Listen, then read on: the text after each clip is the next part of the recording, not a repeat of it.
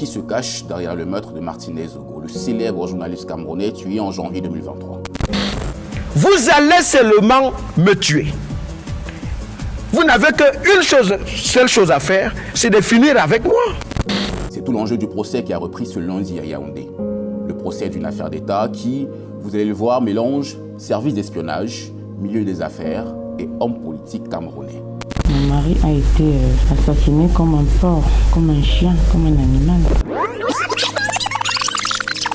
22 janvier 2023, une annonce remue l'opinion publique camerounaise. Martinez Ogo, enlevé par des hommes cagoulés le 17 janvier 2023, a été retrouvé mort.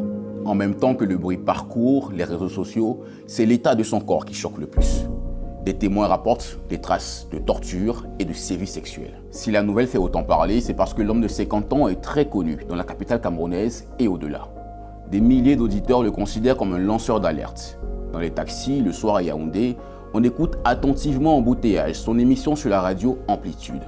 Martinez Ogo, ce sont des coups d'éclat radiophoniques, notamment des révélations d'affaires de corruption au plus haut sommet de l'État. En 2020, il passe 2 mois en prison pour diffamation. Dans sa dernière chronique, il s'en prend violemment à un puissant homme d'affaires, Jean-Pierre Amougou Bellinga, et au ministre camerounais des Finances. Jean-Pierre Amougou Bellinga, prestataire de services, il gagne les marchés. Vous comprenez? Et après, Moutazé lui donne les subventions. Jean-Pierre Amougou Bellinga, réputé proche du régime de Paul Biya. Patron sulfureux de plusieurs médias camerounais, il est arrêté peu après le meurtre à Yaoundé, suspecté d'être impliqué, mais il n'est pas le seul. Une trentaine d'autres personnes sont interpellées dans le cadre de cette affaire, notamment des membres de la DGRE, les services secrets camerounais. Le lieutenant-colonel Justin Danwe, directeur des opérations de la DGRE au moment des faits, est un des premiers à se retrouver devant les enquêteurs. Son nom était au cœur de l'audience de ce mardi 2 septembre. Car un homme, le lieutenant-colonel César Dinabel, affirme que Justin Danwe lui aurait demandé par message le 6 janvier 2023, une dizaine de jours avant l'enlèvement de Martinez Ogo, la localisation du domicile du journaliste. Le 17 janvier, le jour même de l'enlèvement, Justin Danwe lui aurait dit qu'il n'était plus intéressé par cette cible. Au moment des faits, César Daniel Dinabel était commandant de compagnie de la ville de Umfu, mais aussi du village Ebogo 3, là où a été découvert le corps de Martinez Ogo.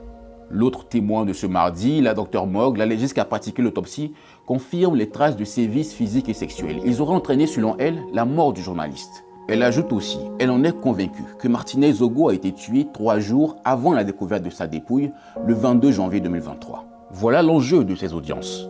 Comprendre le fond de l'affaire, examiner les preuves et déterminer enfin les responsabilités. Selon le ministère public, 40 autres témoins doivent être entendus.